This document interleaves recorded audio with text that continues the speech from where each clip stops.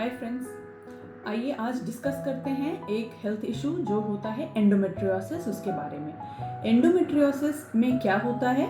Endometriosis में जो uterus की लाइनिंग होती है, जो हर मासिक के साथ बाहर को झड़ती है, निकलती है, वही यूट्रस की सतह या उसके शरीर पे भी डिपॉजिट होना शुरू हो जाते हैं। और इसकी वजह से क्या होता है?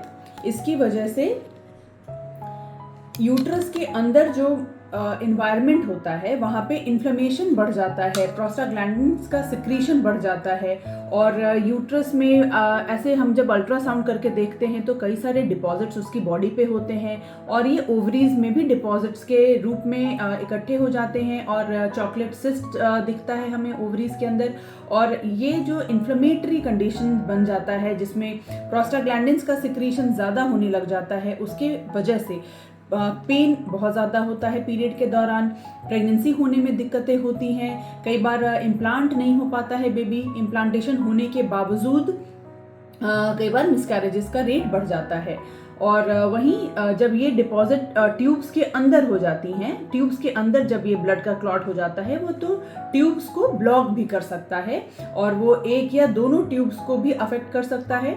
और ये हमें अल्ट्रासाउंड में हाइड्रोसैल्पिंग्स की तरह दिखते हैं, और अगर दोनों ट्यूब्स ब्लॉक्ड हो गए तब भी आपको प्रेगनेंसी अपने आप नहीं हो पाती है।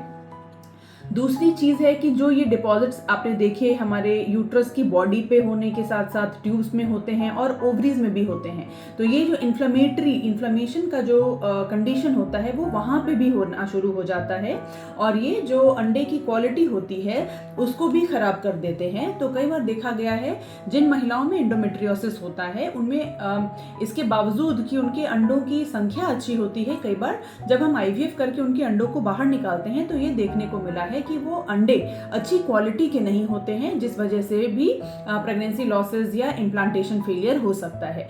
तो यदि आपको पीरियड्स के दौरान बहुत ज़्यादा पेन होता है, या फ्लो बहुत ज़्यादा होता है, या प्रेगनेंसी होने में प्रॉब्लम्स हो रही हैं, या बार बार बच्चे खराब हो रहे हैं, तो आप एंडोमेट्रियोसिस से भी ग्रसित हो सकती हैं। और इसको पता लगाना आसान होता है। हम एक अल्ट्रासाउंड करते हैं जो ट्रांसवेजाइनल अल्ट्रासाउंड होता है, या नीचे के रास्ते से किया जाता है, और उससे हमें ये पता चल जाता है कि आपको एंडोमेट्रियोसिस है कि नहीं, और उसकी सिवियरिटी या ग्रेड क्या है, और हम आपको उसके अकॉर्डिंग उसके बारे में बताते हैं, समझाते हैं। तो परेशान नहीं होना है, लेकिन आपको डॉक्टर से सलाह ले लेनी चाहिए। Thank you.